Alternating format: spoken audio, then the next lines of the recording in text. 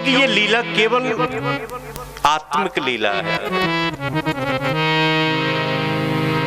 जीव और परमात्मा का मेल है। इसमें एक गोपी है, तो यहाँ पे सुखदेव जी से राजर्षि कहते हैं कि गुरुजी किसी ने रोका नहीं गोपियों को? रोका था कि तावर्ज माना पति भी पुत्र भी भ्रातृ बंधु भी, किसी के भाई ने रोका, किसी के पुत्र ने रोका, किसी के पति ने रोका, किसी के पिता ने रोका, किसी के परिवार वालों ने रोका। रुकी क्या? कि शरीर तो उनका रुक गया लेकिन गोपी नहीं रुकी। एक ने तो एक गोपी को पकड़ा और ताले में बंद कर दिया, और वो भी भगवान के पास पहुंच गई। दुस्सह पृष्ठ विरह तीव्र ताप दुतासुवा ध्यान प्राप्ताच्युताश्लेषा निर्वृत्या क्षीण मंगला। अब बताओ, रासलीला शरीर से थोड़ी हुई है। कि क्या है ये? कि काम प्रजय प्रख्यापनार्थम सेयम रासलीला। एक बार कामदेव के मन में, पहला ही जो श्लोक आपने सुना कि भगवान अपे तारात्रिम वीक्ष, भगवान ने भी, अपे माने होता है भी, उन रात्रियों को देखा तो भगवान ने भी मन बनाया कि रास करने का। भी शब्द लगाया तो माने कहूं और ने लगाओ का। अब जैसे हम कुछ काम कर रहे हैं, बात कही हमने कुछ, और आप कहोगे ये बात तो उसने भी कही, तो माने किसी और ने भी कही है। ये बात आपने भी कही भी लग करके माने विकल्प पैदा हो जाता है। तो सुखदेव जी कहते हैं कि भगवान अपे माने भी तारात्रिम वीक्ष, उनके मन में रास करने का संकल्प पैदा हुआ, तो किसी और के में भी हुआ कि बिल्कुल हुआ। किसके में? कि कामदेव के में। एक बार कामदेव ने भगवान से पास जाकर के कहा कि प्रभु, ऐसा कोई देव या महादेव नहीं रहा जिसको मैंने युद्ध में पराजित नहीं किया हो। मानवों की बात तो छोड़ो, मानव तो कीड़े हैं, मेरे दास हैं। भगवान ने कहा कि देखो, हमसे तुम युद्ध कर चुके हो, हमने पराजित किया है तुमको। कब किया? कि जब तुम शंकर भगवान के रूप में हम थे, तुम आए तो हमने जला दिया। तो कामदेव बोला कि जला देना माने काम नहीं पैदा कर पाए तो क्रोध तो पैदा कर दिया। तो भगवान कहते तो चलो छोड़ो, राम जब राम के अवतार में थे तब तो तुम तो हमारा कुछ बिगाड़ नहीं पाए। तो कामदेव बोला कि तब हम आपका कुछ बिगाड़ नहीं सकते थे। क्यों? क्योंकि युद्ध दो प्रकार के होते हैं, एक किले का युद्ध और एक होता है मैदान का युद्ध। किले का युद्ध होता है जब पत्नी के साथ रह करके और तुम मुझे माने कामदेव को पराजित कर सकते हो, क्योंकि आप पत्नी रूपी किले में बैठे हुए हो। अब तो तुम्हारे पास धर्म पत्नी नहीं है, यहाँ त्रिभुवन सुंदरियां हैं, अनेकों, एक नहीं अनेकों त्रिभुवन सुंदरियां नृत्य करेंगी। उसके साथ उन स्त्रियों के, उन गोपांगनों के साथ तुम नृत्य करोगे गलवैया देके। तो यहाँ तो ये मैदान का है युद्ध, और मैं इस युद्ध को अवश्य करूंगा। तो भगवान ने जब बांसुरी बजाई तो निशम्य गीतम तत् अनंग, अनंग बोलते हैं काम को, काम को बुलाया। काम आया कैसे? जो गोपांगनाएं आ रही हैं उनके हृदय में बैठ करके आ गया। और जैसे ही काम उन गोपियों के हृदय में बैठ के आया तो तीव्र ताप दुतासुभा, हृदय में बैठे हुए काम को भगवान ने जला दिया उसको। और जैसे ही जलाया और जला करके उसको पैर पकड़ा और बाहर फेंक दिया। ये फिर आया दोबारा लौट के, तब मुरली बजाई परमात्मा ने। निशम्य गीतम तदनंग वर्धनम ब्रज स्त्रियः कृष्ण गृहीत मानसा आजग्मुरन्योन्यमलक्षितोद्यमा सयत्र कांतो जवलोल कुंडलः। भगवान कहने लगे कि जब मेरी मुरली सुनकर के तू मूर्छित हो गया तो अभी तो घुंघरू बजेंगे गोपियों के, किशोरी जी के सुंदर और घुंघरू का वादन होगा, तो तू तो जीवित रहने वाला नहीं है। कामदेव बेहोश हो गया। फिर तीसरी बार लौट करके आया तो उत्तम रतिपतिम रंजयान चकार, भगवान जब गोपियों के साथ नाचने लगे, समस्त देवता ऊपर देख रहे हैं इस दृश्य को, तो चंद्रमा संकेत हुआ, ब्रह्मा जी मोह को प्राप्त हो गए और कामदेव को मेरे गोविंद ने उल्टा लटका दिया ऊपर, उत ऊर्ध्वम लटक करके जब परेशान हो गया फिर नीचे आ गया, नीचे पड़ा हुआ है। तब उसका मंथन किया, पीतांबर धरत सृगवी साक्षात मन्मथ मन्मथ, उस कामदेव का मंथन कर दिया, बुरी तरह से पराजित हो गया कामदेव। तब हाथ जोड़ करके कहने लगा, प्रभु तुम तो जाल लीला में हमारे बाप निकले, कैसे नहीं मानेंगे कि आप भले ही मत मानो, हम आपके घर बेटा बन के आवेंगे। सही भगवान के पुत्र बन के आए कामदेव।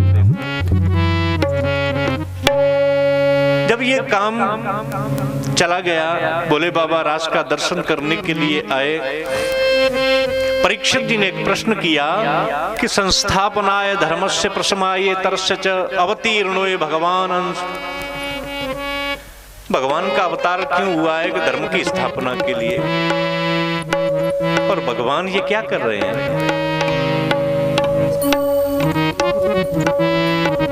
जो परमेश्वर धर्म की स्थापना के लिए आता है, स कथम धर्म सेतु नाम कर्ता वक्ता विरक्षिता प्रतीप आचरण ब्रह्मन परदाराभिमर्शनम।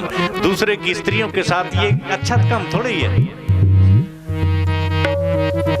आप भी बताओ, देखो ये प्रश्न हो सकता है कि नहीं? मनुस्मृति में मनु जी कहते हैं कि धर्मस्व तत्त्वं निहितो गुहायाम महाजनो येन गतः स पंथा। जो महापुरुष जिस काम को कर गए या महापुरुष जिस मार्ग से गए हैं, हम उसी मार्ग से जाएं, यही धर्म है। तो भगवान श्री कृष्ण हमारे आदर्श पुरुष। तो कोई कलुषित बुद्धि वाला ये कह सकता है कि भगवान ने हजारों लाखों गोपियों के साथ रास किया और हम 10-5 के संग कर लें तो क्या बुराई है?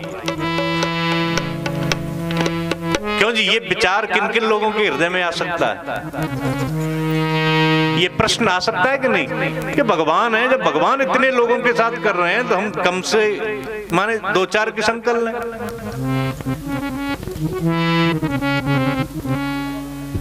ये बात जानते थे परीक्षित जी कि ये प्रश्न कदाचित उठ सकता है, तो उन्होंने सुखदेव जी से ये प्रश्न कर दिया। सुखदेव जी कहते हैं, उत्तम प्रस्ताव चैद्यम सिद्धिम यथोगत। मैंने पहले ही तुमको समझा दिया था कि जो जिस भाव से परमात्मा को भजता है, परमात्मा उसी भाव से उसको प्राप्त हो जाते हैं। और चीरहरण की लीला पे भी आपने प्रश्न किया था, अब फिर प्रश्न कर रहे हो। झुंझलाहट में उत्तर दे रहे हैं सुखदेव जी यहाँ, क्योंकि तीसरी बात तुम पूछ रहे हो एक ही प्रश्न। तो कहते हैं कि जिस लीला को सुनने से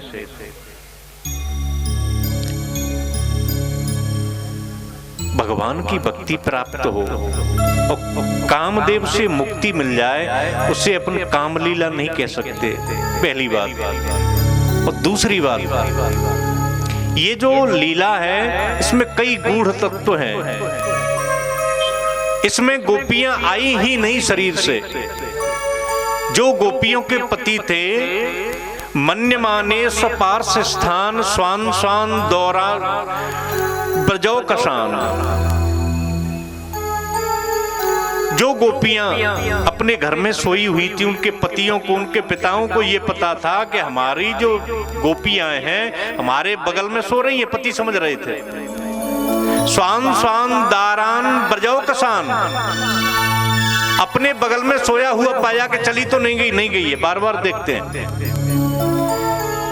ये देह लीला नहीं है। और कहते हैं इसमें गोपियों ने जो गीत गाया है, ये 5 अध्याय रासलीला के, इसका जो पाठ करता है रात को, उसको काम का भय नहीं सताता। जिसकी कथा मात्र सुनने से कामदेव का उत्पात कम हो जाए, जिसकी कथा सुनने मात्र से, जिस लीला को सुनने से भगवान की भक्ति, अहेतु की भक्ति प्राप्त हो जाए, वो लीला काम लीला नहीं हो सकती। भगवान ने बहुत रास, सुंदर रास किया, गोपियों की अभिलाषाओं को पूर्ण किया। ये सुखदेव जी ने रास पंचाध्याय के वर्णन किया और केवल हमने स्पर्श किया कथा को। कथा नहीं हुई, केवल रास लीला की तो हमारी पकड़ ही नहीं है। भगवान की जब कृपा होगी तब रास लीला पर विचार होगा। ऐसो रास रचो वृंदावन है रही जय जयकार। ऐसो रास रचो वृंदावन है रही मैं जय जयकार। ऐसो रास रचो वृंदावन है रही पायल की झनकार।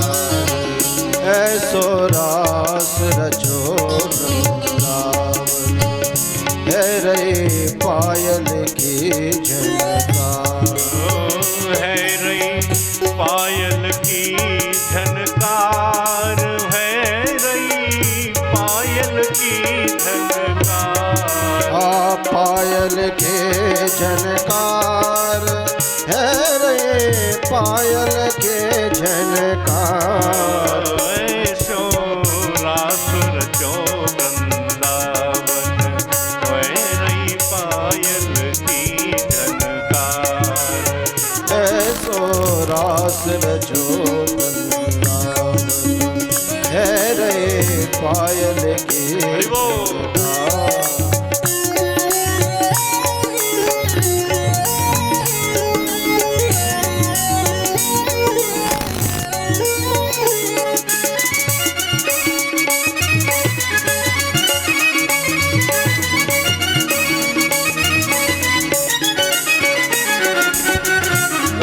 रचो वृंदावन है रे पायल की झनकार। क्या वाद्य यंत्र बज रहे हैं रात में।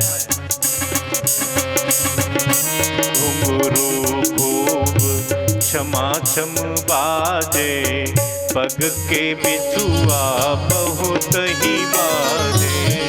घुंघरू खूब छनन बाजे, पग के बिछुआ को बिसाजे। घुंघरू खूब क्षमा छम बाजे, पग के बिछुआ खूब ही साजे। पग के घुंघरू छम छम बाजे, ओ बिछुआ दे तब साजे। हर बायोर कौंधनी बाजे, चुरियन की झनकार।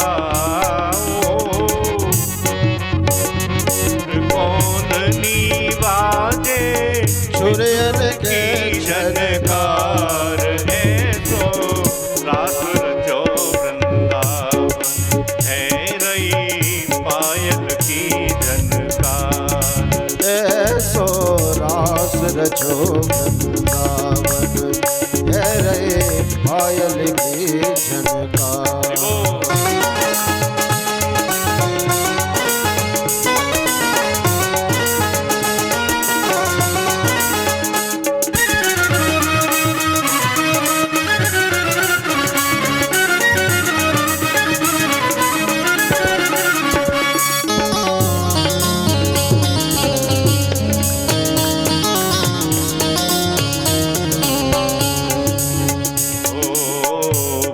भांति के बाजे बाजे, झांझ मृदंग पखावज बाजे।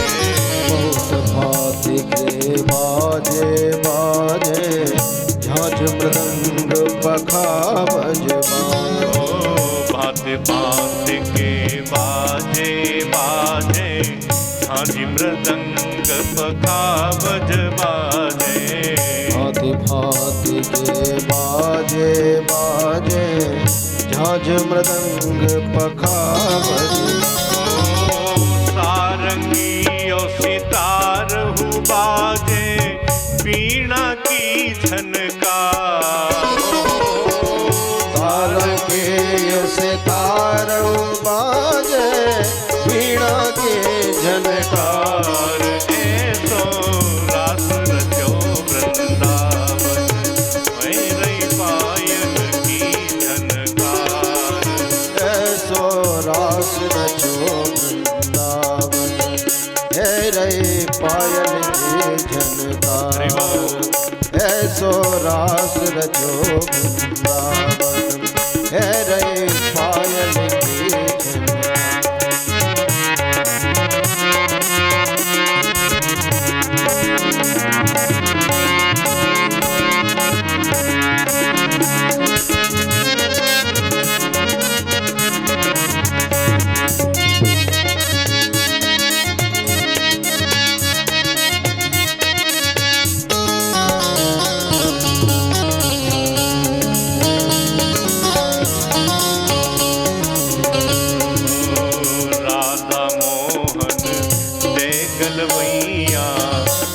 संग नाचे ले फिर गैया।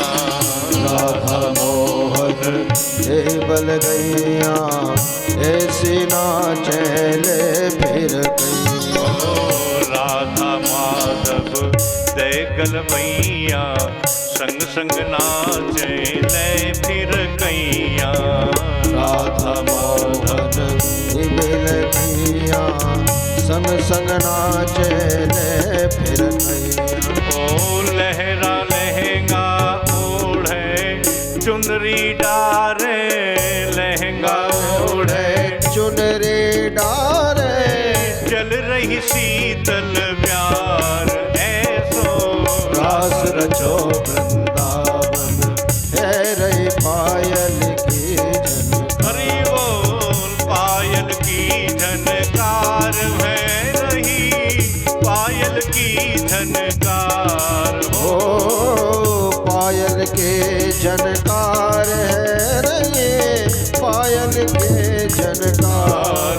ऐसो रास रचो वृंदावन मैं रही पायल की झनकार। ऐसो रास रचो वृंदावन है रे पायल की। बोलिए रास बिहारी भगवान की जय हो, मदन मोहन भगवान की जय हो, गोपेश्वर भगवान की जय हो। रास हुआ, भोले बाबा पधारे। कामदेव का जो अहंकार था वो परमात्मा ने नष्ट किया और गोपियों की जन्म जन्मांतर की इच्छाओं को पूर्ण करके ये कथा सुनाई। और ये रास तो अनंत काल तक चलता रहा है, चल रहा है। भगवान की दो प्रकार की लीला होती है। एक होती है वास्तव की लीला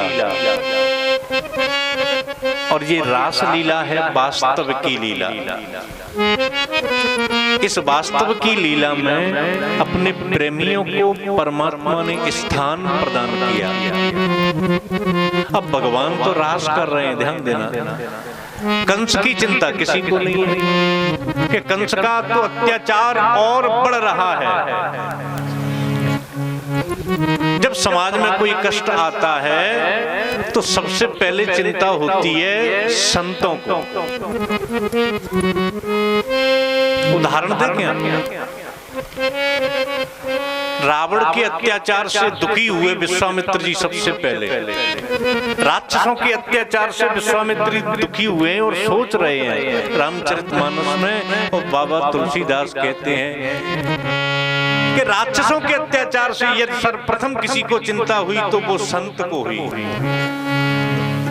गाधी तनया मन चिंता व्यापी। गाधी तनया मन चिंता व्यापी। गाधी तनया मन चिंता व्यापी। गाधी तनया मन चिंता व्यापी। हरि बिनु मारहि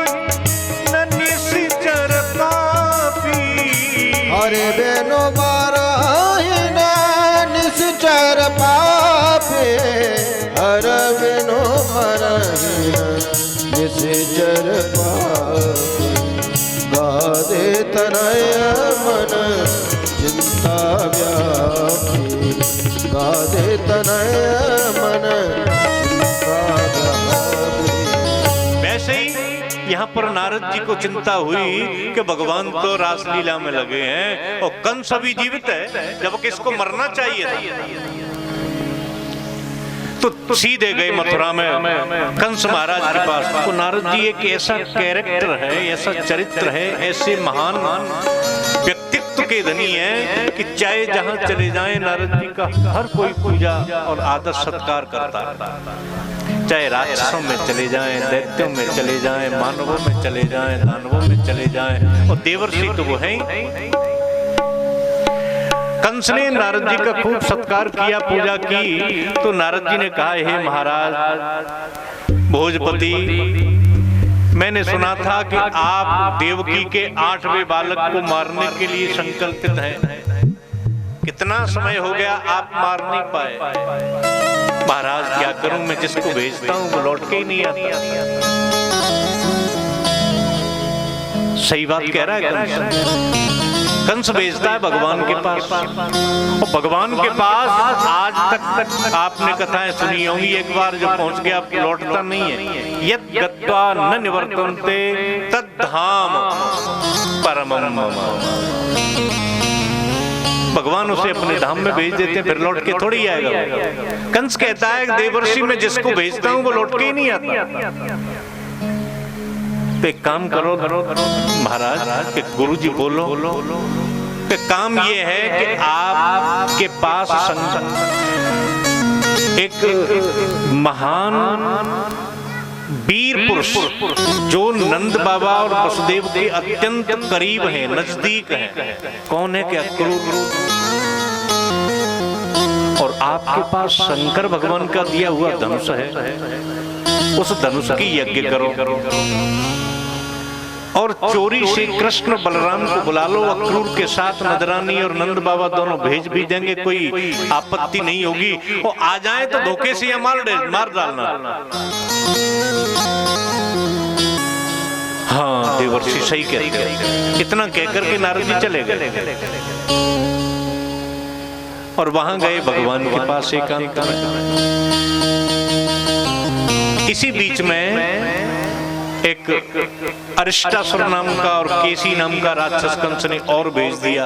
अरिष्टासुर बैल बन के गया, केसी घोड़ा बन के गया। उनका भी उद्धार मेरे परमात्मा ने किया, शंखचूर्ण का किया, सुदर्शन का भी उद्धार किया। ये कथा सुनाई। अब नारद जी जब भगवान के पास पहुंचे तो पहले भगवान को नमस्कार किया और भगवान की लीलाओं को बखान किया है। जैसे वाल्मीकि जी ने, वाल्मीकि मुनि और राम जी दोनों संग ही संग थे, समकालीन थे दोनों। लेकिन त्रिकालज्ञ होने के कारण वाल्मीकि महाराज ने जो रामायण लिखा है संस्कृत में, उसको कुछ तो ऐसी लीला लिखी है वाल्मीकि जी ने जो लिख दी पहले वाल्मीकि जी ने, और भगवान ने वो लीला बाद में करी है। ऐसे ही यहाँ नारद जी आए और भगवान की स्तुति करते हैं। अभी तक कंस मरा नहीं है, लेकिन पूरी लीला, द्वारका की लीला वर्णन कर दी, मथुरा की लीला वर्णन कर दी, पूरी पहले ही लिख दी। भगवान बोले कि नारद जी आपने तो भविष्य कथन कर दिया कि मुझे आदेश दिया है, लेकिन मैं आपको वचन देता हूं कि मैं जल्दी ही कंस के बाहर से धरती को मुक्त कर दूंगा। नारद जी प्रभु को प्रणाम करके चले गए। इधर कंस अक्रूर के पास आया और हाथ जोड़ करके कहता है, बड़े गिड़गिड़ा करके, नवन नीच की अति दुखदाई, यही ना, जिम अंकुश धनु उरग बिलाई। तो इसने जब निवेदन किया अक्रूर से, तो अक्रूर समझ गए कि कुछ ऐसा काम है इसका, उस काम के स्वार्थ के लिए मुझे सम्मान दे रहा है। बड़े ज्ञानी है, महान वीर है, पराक्रमी है, भगवान से प्रेम भी करते हैं। तो अक्रूर से कहने लगे कंस कि अक्रूर कि गच्छ नंद ब्रजम तत्र कंसायानक दुंदुभि। हे अक्रूर, तुम नंद जी के गांव जाओ, वहां वसुदेव का एक बालक रहता है बलराम, और एक नंद का बालक है जिसे कृष्ण कहते हैं। उन दोनों को ले आओ, मैं धनुष यज्ञ कर रहा हूं। कि महाराज क्यों बुला रहे हैं, क्या काम है? तो कंस ने कहा कि आपसे हम कुछ छुपाते तो नहीं है, यहाँ वो आएंगे, नगर को कुछ सजा देंगे, नगर की ऐसी सजावट को देखने लगेंगे, भूल जाएंगे, और जैसे ही भूलेंगे हम धोखे से मार डाल लेंगे। ये हमारा उद्देश्य है। अक्रूर तो जानते हैं परमात्मा का अवतार हुआ है, तो कहने लगे कि राजन बुरा नहीं माने तो बात कह दो अक्रूर कि मनोरथान करो तो चई जनो लोक हितान भई। संसार में लोग मनोरथ तो बहुत ऊंचे ऊंचे करते हैं, शेख चिल्ली की तरह, यही तो कह दिया। अब आप उनको मारोगे कि आपको वो मारेंगे। छुरे को सेब पे मारो या सेब को छुरे पे मारो, ध्यान देना। छुरे को सेब पे मारो या सेब को छुरे पे पटको तो कटेगा कौन? छुरा नहीं कटने वाला है। कटना किसको है? सेब को ही कटना है। यही अक्रूर जी कहते हैं कि राजन तथापि आज्ञाम करोमिते, तुम कहती हो ले आऊंगा, लेकिन ये तो भगवान ही जाने कि मरेगा कौन। सवेरा हुआ और अक्रूर जी चल दिए, सुंदर रथ में बैठे, और जैसे ही रथ में बैठे तो उनके भाव आया मन में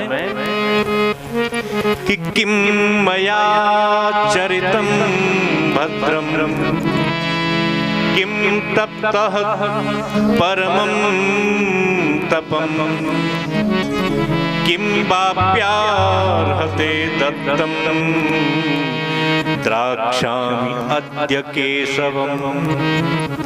मुझे याद नहीं है कि मैंने ऐसा कोई जन्म में सत्कर्म किया हो, ऐसा कोई कर्म नहीं किया मैंने, ऐसा कोई तप नहीं किया कि जिस तप के प्रभाव से आज मुझे भगवान कृष्ण के चरण कमल देखने को मिलेंगे। जिन चरणों के लिए सनकादिक ब्रह्मादिक शिवादिक तरसते हैं, उन चरणों को आज मैं निहारूंगा, उनकी चरण धूलि अपने मस्तक पे लगाऊंगा। वही बात जो तुलसी बाबा लिखते हैं, जिन चरणन की चरण पादुका भरत रहो निवलाई,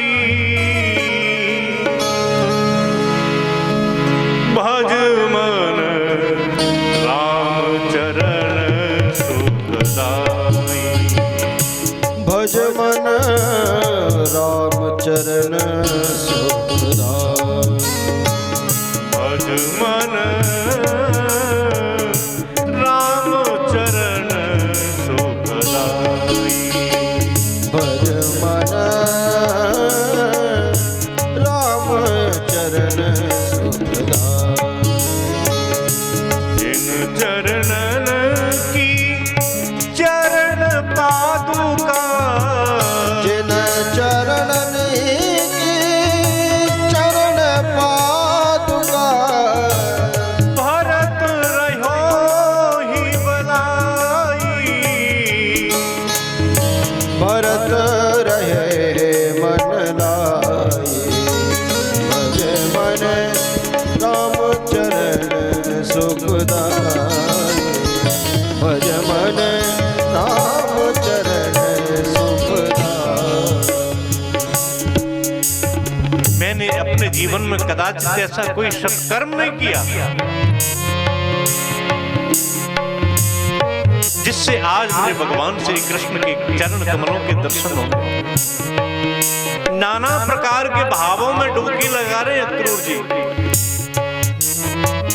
सोई चरण केवट धोइली ने, सोए चरण के बट धोए नीरे। तब हरि नाम चढ़ाए। भज मन राम चरण सुखदाई।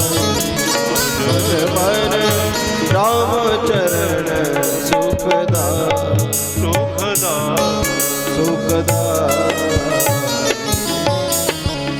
अक्रूर जी इतने ध्यान में चले गए, सवेरे 6 बजे रथ तैयार करके हाका और शाम को 6 बजे पहुंचे।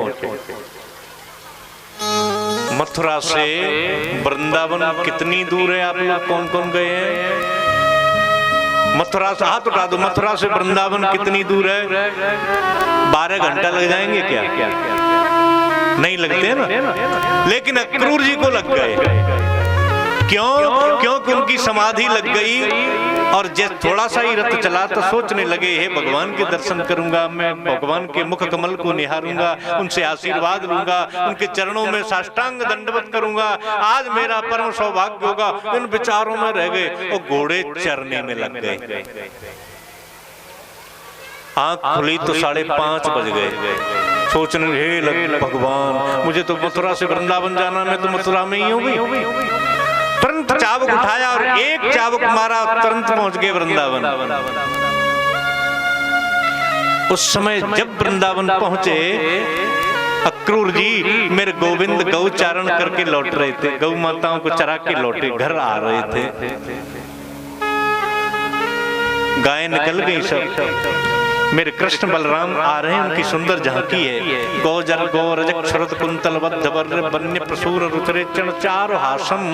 कैसे लग रहे हैं भगवान श्री कृष्ण कि उनके मुखार बिंदु पर कुछ स्वेद बिंदु पसीने की बूंदें हैं, और उन पसीने की बूंदों पर गाय माता के खुर से उड़ी हुई रज और चिपक गई है।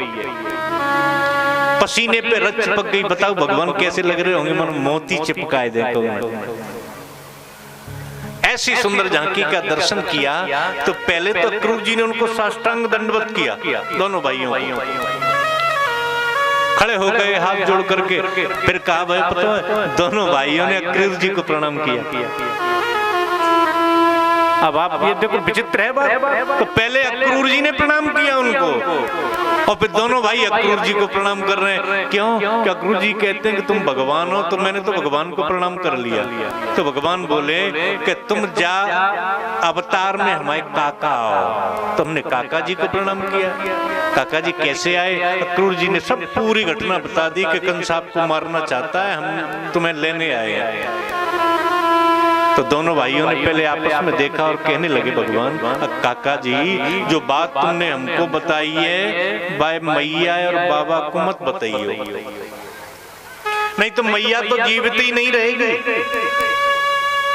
ठीक है लाला, चोखी बात बोली, हम मैया को और बाबा को नहीं बताएंगे। और चले गए कन्हैया अक्रूर जी को लेकर के। नंद बाबा ने अक्रूर जी का बहुत स्वागत किया, गौशाला में ठहराए, और मैया नदरानी को आज्ञा भिजवा दी कि अक्रूर जी पधारे, इनके लिए कम से कम जमुना जल तो ले आओ पीने के लिए। मैया ने एक सोने के पात्र में जमुना जल लिया, उसको ढका, कुछ खाने की सामग्री रखी और ला रही है। इधर अक्रूर जी और वसुदेव नंद बाबा दोनों बैठे हैं। नंद बाबा ने पूछा, अक्रूर जी आप किस लिए आए? आपने बताया नहीं क्यों आए? तो अक्रूर जी कहते हैं कि देखो आप तो जानते ही हैं, कंस महाराज ने एक बहुत बड़ा मेले का सम्मेलन का आयोजन किया है, जिसमें वो ब्रजमंडल के समस्त वीर पुरुषों को सम्मानित करेंगे। और तुम्हारे बालक तो दोनों ही वीर हैं। एक ने धेनुकासुर को मारा, हल मूसल वाले ने, और एक ने तो न जाने कितने राक्षसों का उद्धार कर दिया। दोनों बालकों को सम्मानित करने के लिए कंस महाराज ने बुलाया। तो तुम लेने आए हो कि हाँ, ये बात नदरानी जसोदा ने सुन ली, जो कि गेट पे ही आएगी, दरवाजे पे। और जैसे ही द्वार पे आकर के ये सुना मैया यशोदा ने कि अक्रूर मेरे दोनों लालाओं को लेने के लिए आया है, तो सोने का भरा हुआ जो पात्र था जल से, वो हाथ से छूट गया। और बड़बड़ाने लगी, रोती जा रही है, चिल्लाती जा रही है। ईमानदारी से सोचना, गौ मैया के जीवन में ऐसा भयो है, आप लोगों ने अपना अनुभव किया हो कि गौ मैया ऐसे क्रोध आयो हो कि रोए और गाई जैसा। ऐसी स्थिति मैया नंदरानी की, और कहने लगी, अक्रूर तेरा ये नाम किसने रख दिया? मैं जीवित बनी रहूंगी और तू मेरे दोनों लालों को ले जाएगा? किसने कह दिया तुमसे कि नंदरानी यशोदा अपनी दोनों आंखों के तारों को तुम्हारे साथ भेज देगी?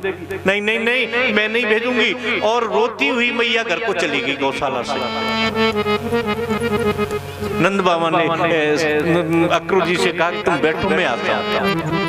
तब नंद बाबा गए, अक्रूर जी को छोड़ के, और नंदरानी को समझाया कि अरे बहर, जब सारे ब्रजमंडल के बालक जावे तो क्या हमारे बालकों को अधिकार नहीं है मेला देखने का?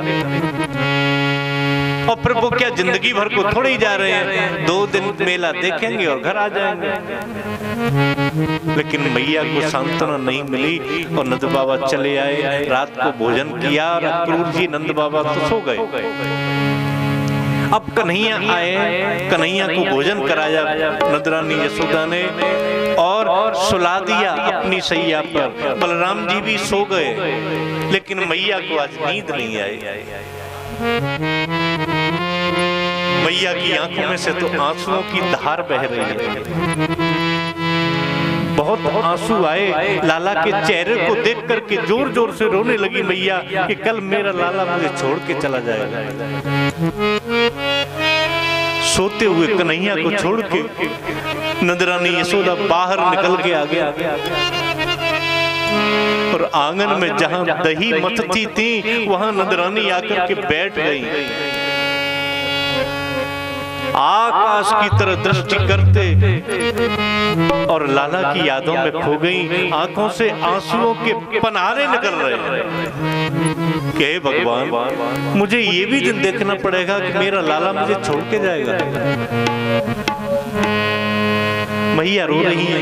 आधी रात को मेरे कन्हैया की नींद टूटी तो देखा कि बगल में मैया नहीं है। झट से मेरे गोविंद की आंखें खुल गई और देखा कि मैया नहीं है। बाहर निकल के आए तो मैया को देखा रोते हुए। जैसे ही कन्हैया को देखा, मैया की हिलकियां बंद गई, जोर जोर से रोने लगी। मेरे कन्हैया को हृदय से लगा लिया। लाला ने मैया की आंखों के आंसू अपने हाथों से पोंछे और कहा, मैया तू काय को रोवे? लाला तू मुझको छोड़ के चले जावे को मैं रो नहीं तो क्या करूं? कि मैया का मैं जीवन भर को छोड़ के थोड़े ही जाऊंगा तेरे को। 1-2 दिन मेला देखूंगा, लौट के आ जाऊंगा। मैया को समझाते समझाते कन्हैया को प्रातः हो गई। नंद बाबा ने आवाज लगाई, अरे बलराम, अरे कृष्ण, नहा धो के तैयार हो जाओ, अक्रूर जी का रथ तैयार है। कन्हैया मैया को रोता छोड़ के चले गए। स्नान करके तैयार होके आए। मैया ने थोड़ा सा माखन कन्हैया के साथ रख दिया, रास्ते में खाओ बेटा, जब भूख लगे तो इसको खा लेना।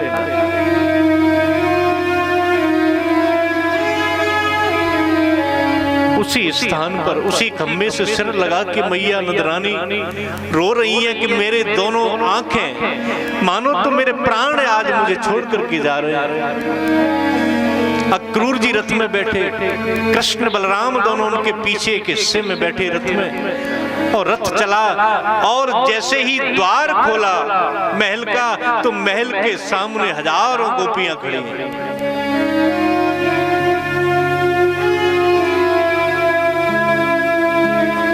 भगवान ने कहा कि गोपियां मुझे मार्ग दे दो। गोपियां कहने लगी, कन्हैया यदि तुम्हें जाना है तो हमारे ऊपर से रथ निकाल करके ले जाओ, हम तुम्हें जाने नहीं देंगे। अक्रूर जी ने रथ आगे बढ़ाया तो गोपियां रथ के आगे लेट गई।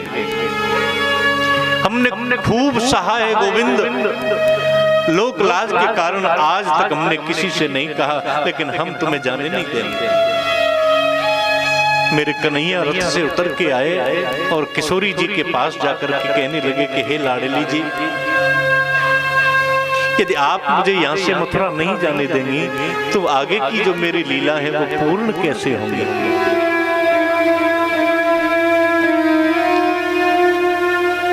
माता राधा रानी ने कहा कि हे केशव, हे माधव, तुम हमें छोड़ के चले जाओ, हमें कोई आपत्ति नहीं, कोई उलाहना नहीं, लेकिन अवलंब तो दे के जाओ, हम किसके सहारे जिएंगे। भगवान श्री कृष्ण गोपियों के प्रेम से हार गए, कहने लगी हे किशोरी, यदि आप नहीं चाहती कि मैं आगे की लीला को करूं, नहीं जाऊंगा, मना कर देता हूं क्रूर से कि महाराज मैं नहीं जाऊंगा, आगे की लीला पूर्ण हो या न हो, कंस मरे या न मरे, मैं मथुरा नहीं जाऊंगा। जो स्थिति चित्रकूट पर भरत और राम जी के बीच में हुई, भरत जी ने श्री राघवेंद्र सरकार से कहा कि हे प्रभु,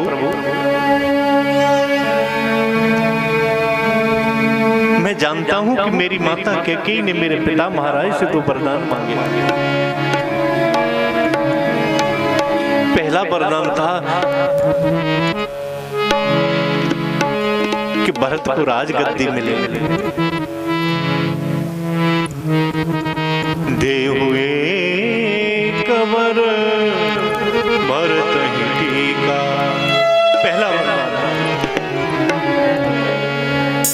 फिर दूसरा वरदान मांगा कि तापस भेष विशेष उदासी, 14 परशुराम वनवासी। पहला वरदान भरत का राजा होना और दूसरा राम का वनवासी होना।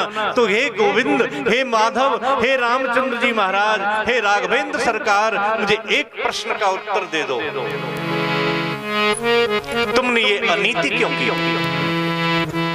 मेरी माता ने जो पहला वरदान मांगा था वो पहला वरदान पूरा होने नहीं दिया और आपने पहले दूसरा वरदान पूरा कर दिया। जैसे किशोरी राधा ने मेरे कन्हैया को चुप कर दिया, वैसे भरत के सामने पूरा समाज शांत हो गया, निरुत्तर हो गए। राम जी कहने लगे भरत, इस प्रश्न का उत्तर मेरे पास नहीं है, अब तो केवल एक है कि मैं दोनों हाथ उठाता हूं, भरत जो तुम्हें अच्छा लगे वो करो और मैं स्वीकार करता हूं उसे। तो भरत जी ने कान में मेरे प्रभु के पूछा, भगवान मैं करूंगा उसमें आप प्रसन्न रहेंगे क्या? आपकी खुशी है कि तुम अयोध्या के राजा बनो? तो मेरे राघव ने कहा, भरत खुशी तो मेरी है। रोने लगे भरत, समझ गए कि मेरे प्रभु ने जानबूझ करके मुझे जिता दिया, मैं प्रभु कृपा रीत जिए जोई, हार खेल जिता वही मुई। आज भी तुमने मुझे जिता दिया, लेकिन प्रभु मेरा उद्देश्य केवल एक ही है, तत्सुखे सुखित्वम। चाहे मुझे हजारों लाखों करोड़ों वर्षों तक कष्ट झेलने पड़े, लेकिन मैं आपकी प्रसन्नता में ही प्रसन्नता का अनुभव करूंगा। ये भक्त की एक पराकाष्ठा है। मेरे रोने से तुझको जो आए हंसी, तो मैं रो रो के तुमको हंसाया करूं, तो मैं रो रो के तुमको हंसाया करूं। प्रभु तुम प्रसन्न हो वो काम करो। जय विधि प्रभु प्रसन्न मन होई, जय विधि प्रभु प्रसन्न मन होई, करुणा सागर कीजिए सोई, करुणा सागर कीजिए सोई। ये बात भरत जी ने कही तब राम जी ने तुरंत प्रसन्न होकर के और एक काम कर दिया। कौन सा? प्रभु करी कृपा पामरी दी,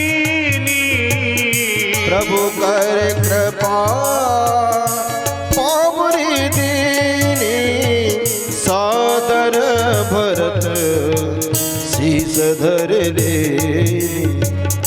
सादर भरत शीस धर ले। पामरी काय की बनते हैं, आप सब जानते हैं, कास्ट की। तो यही स्थिति आज मेरे गोविंद ने अपनी भेंट में लगी हुई मुरली और किशोरी जी को दे दी कि हे लाडली जी, आप ये अवलंब अपने पास रखें और मुझे जाने की अनुमति प्रदान करें। तब श्री राधा रानी से अनुज्ञा लेकर के मेरे गोविंद रथ पे बैठे और रथ आगे बढ़ गया। तब गोपियां रोने लगी, चीत्कार करने लगी, अहो विधाता न क्वचित दया संयोज मैत्र्या हीरवत्यो संयोजा। अब विधाता को गाली दे रही है, कोस रही है, अरे विधाता तुमको बिल्कुल दया नहीं आती। पहले हमको पैदा करता है और पैदा करने के बाद बड़ा करता है, और बड़े जब हम हो जाते हैं तो हमारा प्रेम भगवान में करा देता है, भगवान से करा देता है।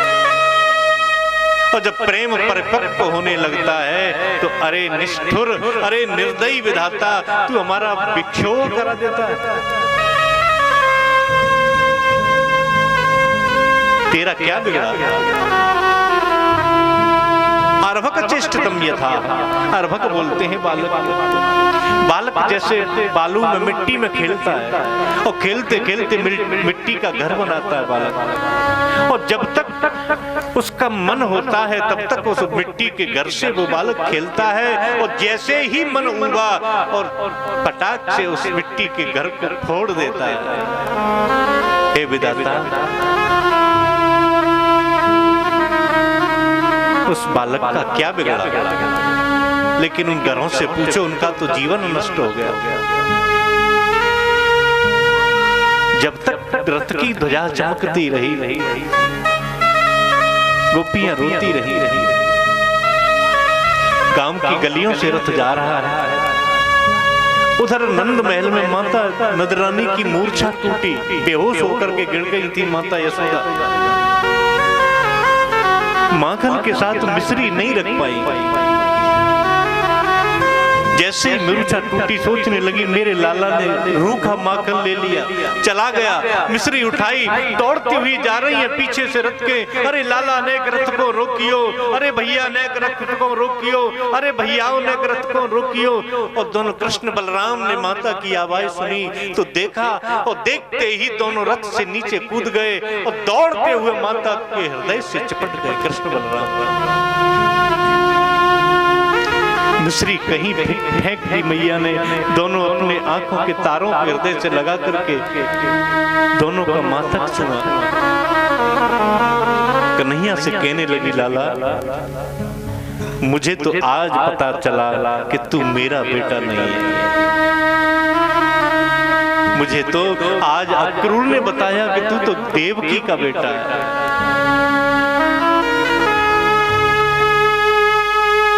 लाला, मैंने तुझको मिट्टी खाने के बहाने बहुत पीटा, मटकी फोड़ी तूने, मैंने उखल से तुझको बांधा, तुझको सुख से नहीं रखा।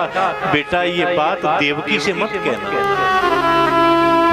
देवकी बहुत दुखी होगी कि मेरे लाला को यशोदा ने बहुत कष्टों से पाला है, दुख दिया है। ये बात सुनी तो भगवान की आंखों से आंसू निकल गए। कहने लगे, मैया ये बात तो मैं पूरे संसार से कहूंगा कि मेरी माता यशोदा ने मुझे कितने गुण सिखाए हैं, शिक्षा प्रदान की है, कितना प्रेम मुझे दिया। मैया की ये लकियां बन गई, रोने लगी। लेकिन भगवान को तो लीला करने के लिए आगे जाना था। भगवान के रूप में आज अक्रूर जी के साथ कृष्ण बलराम दोनों गोकुल छोड़ करके चले गए। परमात्मा ने केवल एक निवेदन गोपियों से किया, राधा रानी से किया, और कहा कि हे किशोरी जी, मैंने लीला रूप में आपसे विदाई मांगी है, इस बात को मेरी को क्षमा कर देना। जब भगवान जिस लाडली जी से क्षमा यातना कर सकते हैं तो आए हम और आप भी श्री राधा रानी से क्षमा मांगे। और भगवान अक्रूर के साथ जा रहे हैं। मेरे गिनियो ना अपराध लाडली श्री राधे, मेरे गिनियो ना अपराध लाडली श्री राधे, मेरे गिनियो ना अपराध लाडली श्री राधे, मेरे गिनियो ना अपराध लाडली श्री राधे, लाडली श्री राधे, लाडली श्री राधे, लाडली श्री राधे, लाडली श्री राधे, ओ मेरे गिनियो ना जी, मेरे गिनियो ना, मेरे गिनियो ना अपराध लाडली श्री राधे। मेरे गिनियो ना अपराध लाडली श्री राधे। हरि बोल।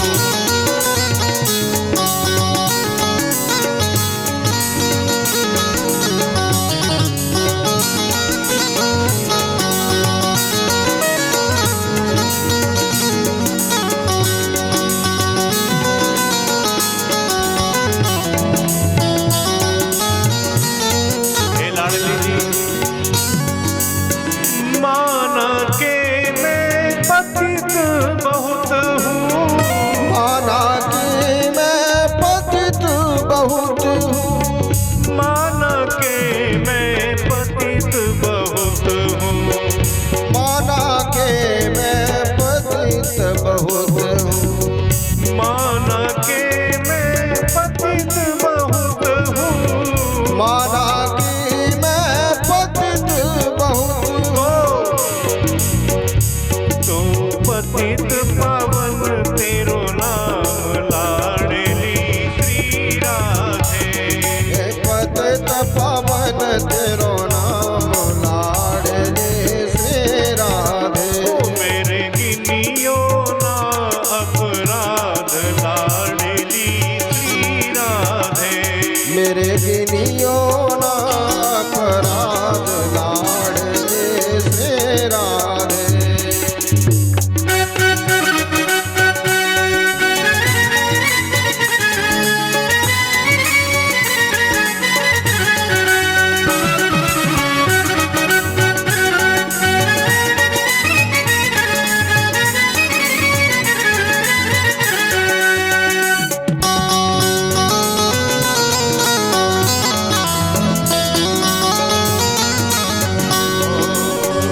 जो तुम मेरे अब गुण देखो, जो तुम मेरे अब गुण देखो, जो तुम मेरे अब गुण देखो, जो तुम मेरे अब गुण देखो, देखो जो तुम मेरे अब गुण देखो, तो नहीं कोई उनका हिसाब लाडली श्री राधे, नहीं कोई उनका हिसाब लाडली श्री राधे। मेरे गिनियो ना अपराध लाडली श्री राधे, मेरे गिनियो ना अपराध लाडली श्री राधे।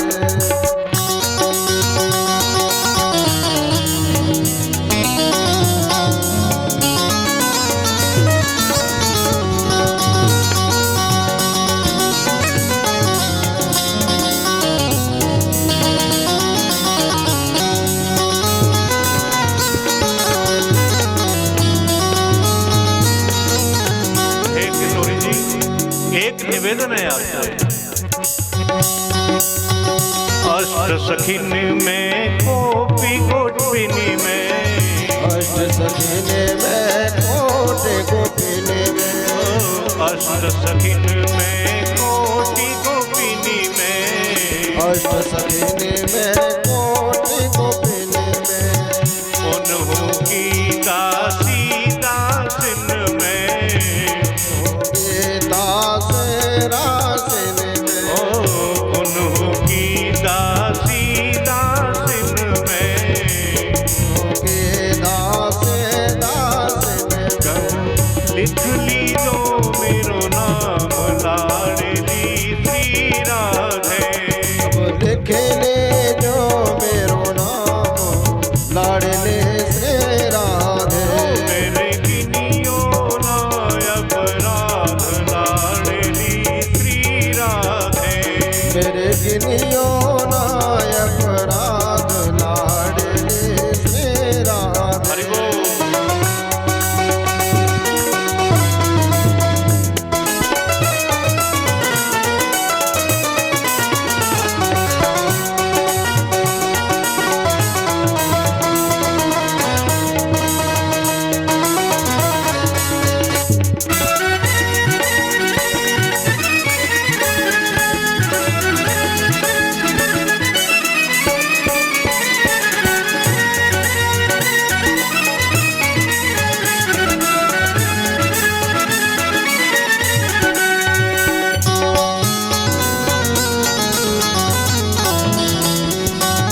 श्री राधे, गिनियो ना अपराध लाडले श्री राधे, मेरे गिनियो ना अपराध लाडली श्री राधे, मेरे गिनियो ना अपराध लाडले श्री राधे, कोटिक उमा रमा ब्रह्माणी, कोटि कयो मारमा ब्रह्माणी, कोटिक उमा रमा ब्रह्माणी, कोटि कयो मारमा ब्रह्माणी, कोटिक उमा रमा ब्रह्माणी, कोटि कयो मारमा ब्रह्माणी, कोटिक उमा रमा ब्रह्माणी, कोटि कयो मारमा ब्रह्माणी। क्या करती है? तेरे चरणों में पावे विश्राम लाडली श्री राधे, तेरे चरणों में पावे विश्राम लाडले श्री राधे, ओ मेरे गिनियो ना अपराध लाडली श्री राधे, मेरे गिनियो ना अपराध लाडले श्री राधे, लाडली श्री राधे, लाडली श्री राधे, लाडली श्री राधे, लाडली श्री राधे, मेरे गिनियो ना जी, मेरे गिनियो ना, मेरे गिनियो ना अपराध लाडली श्री राधे, मेरे गिनियो ना अपराध लाडले श्री राधे, लाडली श्री राधे, लाडली